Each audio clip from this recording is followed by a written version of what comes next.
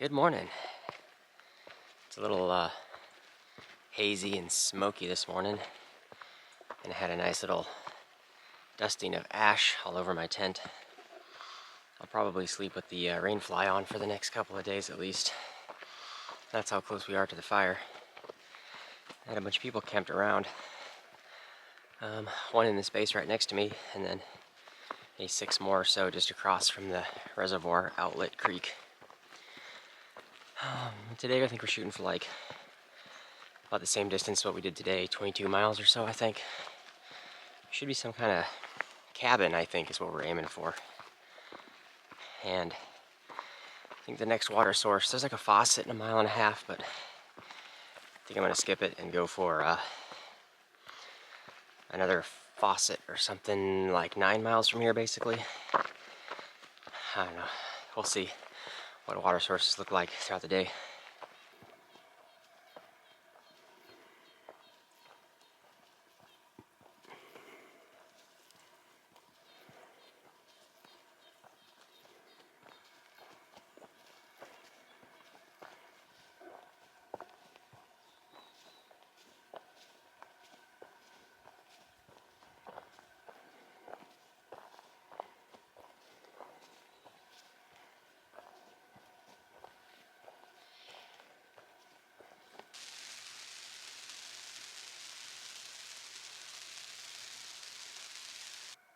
There's a road crossing that'll get you up to the Hyatt Lake Resort, Campground, all kinds of fun activities. Look like there was a restaurant up there, but they don't open till 8, and it's like 6:45. That'd be really tempting if the timing lined up, but I don't know. We're gonna skip it. I don't want to wait around for an hour and a half or so till the restaurant opens. Just like maybe a mile of road walk to get down there. There's the water faucet water source. Yeah, I think I'm gonna skip that one for now. I'll keep on going. About 7.5 miles from here is the Thru landing camp, and they got water there, so I think I can hold out till then. That'll be the next source.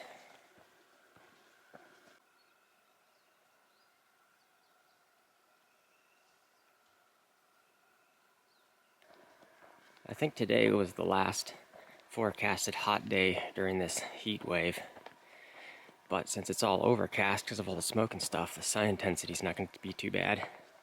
Feels nice right now. But then shortly the temperatures are going to start dipping into high in the 70s or something like that. I mean, they're really nice.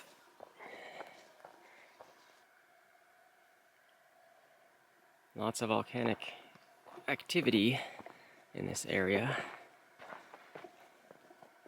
I've noticed I've been walking on a good number of lava rocks.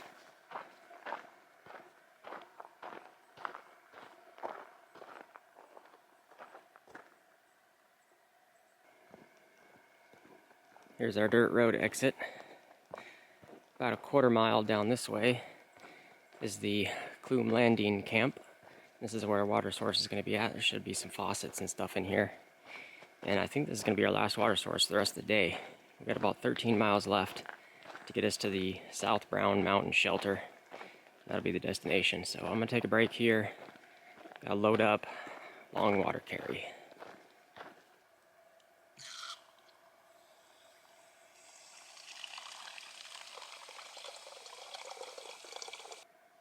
It's just snowing ashes right now.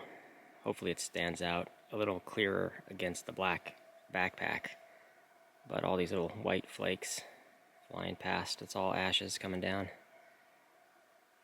It's nice quiet little campgrounds. There's restrooms over there. Looks like some garbage bins. Nice and quiet. The only one here was like the camp host walking around cleaning up a little bit. Chatting with him for a little. I think this is a pay site too, so if you wanted to camp here, it might cost you like $10 or something, but I'm not sure what the price is. I'm done with our break. Reconnecting back with the PCT. 13 miles to camp. There's one water source some distance up. There's a creek or something, but there's a lot of comments about it being contaminated with chemicals, so it's like, do not drink this, which is why we have no water sources till we get to camp. But I hate hiking, super heavy. I'm all fully loaded. And about a mile from here, we got a big 5.5 mile uphill. That's just gonna be a grind on my back.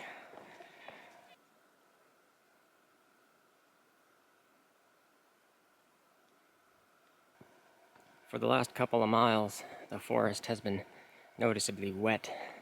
This place got hit with a thunderstorm last night. Luckily it missed me where I was at and went around everything, but this is the place where all the water got dumped. And it never dried out. It's still like really humid and damp.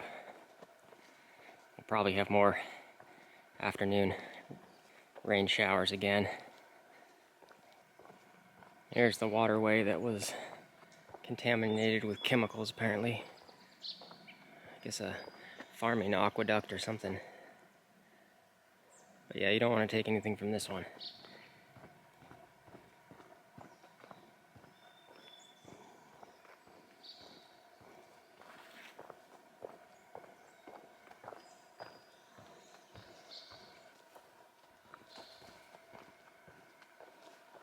And just a few hundred feet later, this is where Grizzly Creek is at. I don't know if you want to take anything from this either, being in close proximity to the other not so good water source. Looks mostly dried up anyway. A little bit flowing down in there. And now we're in the long uphill grind for the day.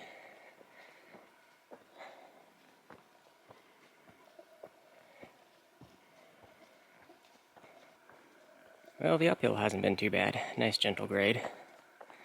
I like the feel of this forest. Very different than Northern California or other stretches we've done. It's just very humid.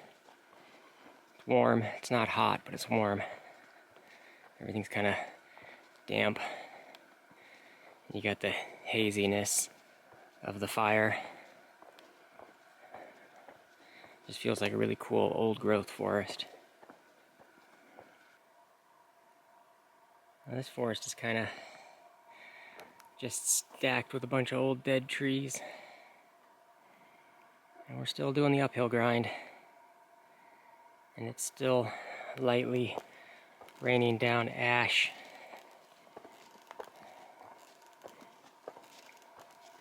Well, I just came across these two lovely ladies, and this is part of our trail maintenance team, so I just wanted to give a big thanks to you guys and all the hard work that you do, because there's a lot of blowdowns, and there's a lot of blowdowns that have been cleared out. So from everyone who's hiking the trail, thank you very much. Thank you. Well, that was really cool running into those two ladies. It was kind of funny. I was just getting ready to pull my camera out and just complain about how tired and I'm just dragging on, and we're still in the uphill grind, and my backpack's heavy and all that, and I still got a mile till the top. And then we ran into them and just chatting, just thanking them. All volunteer, and they're out here hacking up trees. That's a lot of work, but I just really picked up my spirits. It was cool chatting with them, so thanks again. Entering the Rogue River National Forest. And I think this just about marks the high point. It just seemed like a long uphill grind. It wasn't very steep, but just a grind with a heavy backpack. But anyway, we're all downhill from here, about 6.5 miles to camp. I almost stepped on this guy because he was sitting right in the trail, and now he's hobbling funny, almost as if he has a broken hind leg. I think there's something wrong with him. Yeah, his back right leg is broken. Poor little guy. Going downhill, always much easier than going uphill.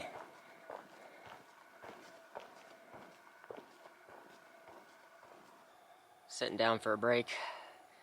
Doesn't feel, it's warm, but it's not 100 degrees or anything. It's in the 90s, but the humidity is like 100%, so it's just super sweaty and muggy out here. We got about a mile left till we get to the cabin. So I'm taking a quick break. We'll get back on the trail. We'll finish this up here in a little bit. Here's our exit, the South Brown Mountain Shelter. This will be home for the night. It's just a little bit down this side trail. Getting settled in at the shelter location. There's a nice water source pump. And we got a little deer in the local area. And we'll go poke around the cabin shelter a little bit.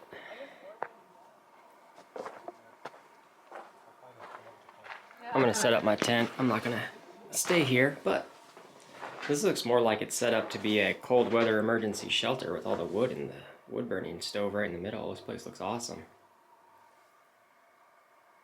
And I think that's gonna do it for tonight.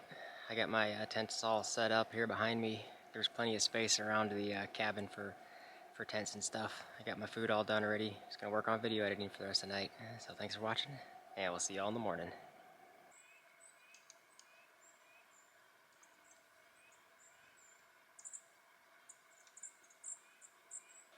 Good morning. Had a interesting night last night to where all the afternoon storms had passed, all far enough away around us. The skies were clearing up, so I didn't put the rain fly on. And then at midnight, it started raining, of course, just very lightly, light sprinkles. Woke me up, so I was like, I better put the rain fly on. And we had light rain for about 45 minutes, and then that was it. And this morning, everything's already dry. It's kind of a light dampness in the air, though, but that was interesting. So let's see, today we're doing like 21 miles or so, and the first water source of the day is not for another 10.5 miles. So long water carries continue. And the mosquitoes are out, but they're not a bother yet.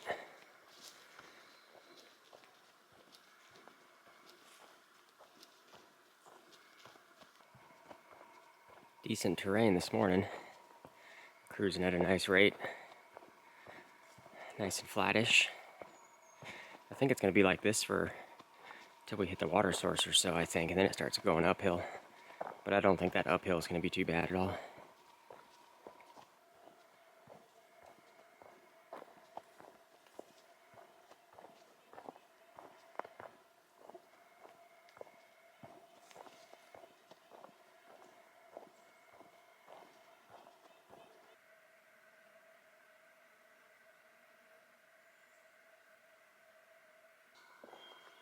The forest suddenly turned into this big field of broken lava rocks.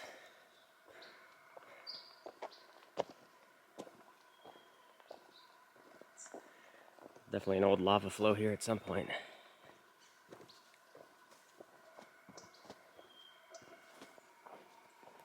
Well, we are at the base of Brown Mountain. We're skirting around it for the next good couple of miles. I guess it was a volcano.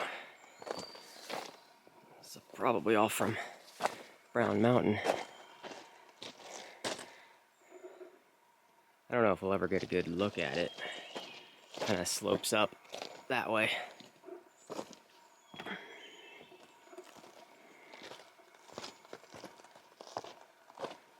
I'm still waiting to when I hit this mythical piece of terrain in the state of Oregon, which is so nice and easy. You can do 40 and 50 miles a day, because I haven't seen that yet.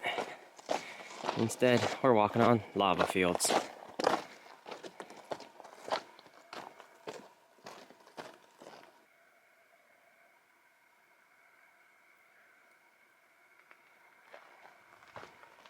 If the whole mountain's going to be like this, this is going to be about an 8-mile stretch of walking on lava fields as we go all the way around Brown Mountain.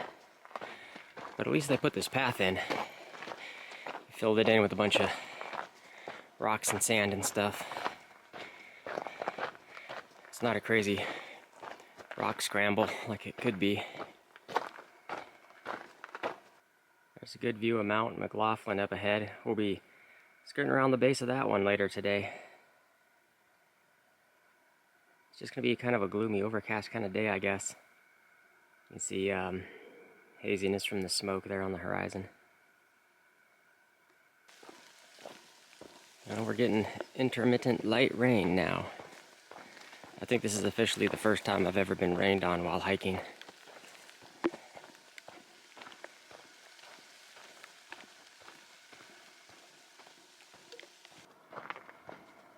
I'm coming up on Highway 140 here in a little bit, and if you hitch 2 miles to the west, you get to the Fish Lake Resort, which has a little general store and a restaurant to get some food. But if you hitch 6 miles to the east, you get to Lake of the Woods, which has a resort with a general store and a restaurant. And all the comments say if you're gonna get a hitch and go into one of the places, go to the east to Lake of the Woods. So I wish I kind of knew about these places in my planning, because then I would have made a 2-day stretch, dropped into one of the resorts, done my resupply, and then it's only another 2.5 days to the Mazama Village area instead of having to carry all this heavy food. But I'm currently doing good on time, and if we can get a hitch pretty quick, I think I'm gonna go check out the Lake of the Woods place, because that seems like the cooler place to go into. And maybe we can get some breakfast at the restaurant. There's Highway 140. A couple of hikers there ahead of me looking to hitch as well. We'll report back with how easy it is. Yeah, we made it. Lake of the Woods. There's the general store. Took about 15 minutes to get picked up. There's the lake. Boating, swimming. It's like a cool little place. And restaurant's just right here. So it's about 10:30. I think we can catch a breakfast. I'll go check out the restaurant. Here's that for you. I'll be right back with some more homework. Thank you. Thanks. Yeah, we're all finished up and trying to figure out the way back to trail. So this looks like a really cool little resort town area. There's a ton of people here. Have some fun activities out on the water, cabins to stay and that kind of thing. So right now I think we're just gonna, it's like a mile of road to get back to Highway 140. So we're gonna try to start hitching from this area. Maybe we can get a ride and get lucky, but we got like 6 miles or so to get back to the trailhead. So I'll check back in once we're back on trail. We're back on trail. It took about 15 minutes to get the hitch once we had done the 1 mile road walk all the way back to the Highway 140 area. And filled up on water. There's a stream right here. Next water source is about 8 miles to some ponds. I'd like to get final destination would be about 11.5 miles from here. We're getting back on trail a little bit on the late side than what I would have liked to think. I think starting out here it's about 1:15. And we got some uphill, skirting around the base of Mount McLaughlin. So we got uphill for a couple of miles, should be not too steep, and then downhill as we go around it on the other side of the mountain. That was a great little stop. Lake in the Woods. Highly recommended. Feeling refreshed, got a belly full of food. That was just a great place to chill and go in and out of. I didn't even poke my head in the little general store to see what the resupply stuff looks like. But comments and far out says it's good. You can get yourself a couple days worth of food, no problem, and get you all the way up to the Mazama Village, Crater Lake area.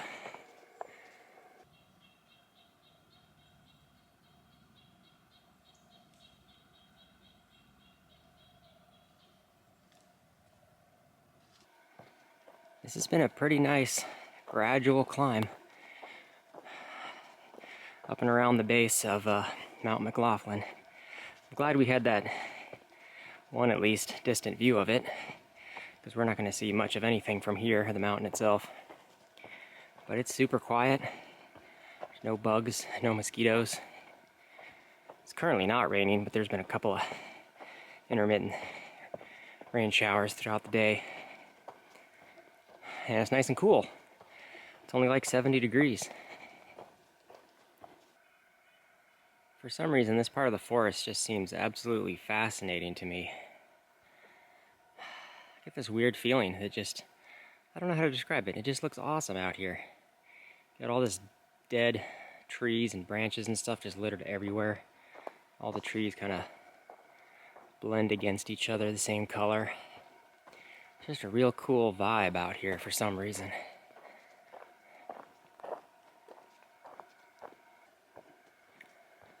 We're through the high point now and working our way around the rest of McLaughlin. Yeah, nice, easy downhill. Still moving at a good pace. Well, the mosquitoes are all starting to come out. I think I finally found where they all are. North of Mount McLaughlin is where it starts. I want to kind of sit down and take a break for this last stretch, but I feel like I can't stop or I'll get bit up by all the mosquitoes. The terrain has still been moderately smooth. It's just getting rocky and rooty now, so I'm gonna watch where I step, kind of tripping up every once in a while. Little view out to the southeast. That's 4 Mile Lake down there. We've been making pretty good time this afternoon, nice and quick. We got about a mile left to Christi Spring. That'll be camp. We'll see you there. Well, I'm all settled in the tent. The mosquitoes are pretty atrocious here, so I'm going to be hiding here for the rest of the evening. I think the only other thing to report is that my a little orange pocket knife that I keep on my chest strap is missing. And I think I know exactly where it went missing. It was at the resort. So everybody lines up your bags outside whenever you go into a place. And so I just threw my bag down there with everybody else's. And I'm usually pretty good about securing a lot of the stuff, some of the valuables, you can lift it right off of there, but I forgot to secure the knife and somebody just lifted it right off the backpack, so that's gone. Whatever. It is what it is at this point. But otherwise, I think that's it. We're on schedule for meeting my sister in 2 days. I think it will be, once we get to the Crater Lake area. So, we're doing good. But we officially entered mosquito zone from here on out, so that's going to be a lot of fun. Anyway, thanks for watching. I'll see you all in the next one.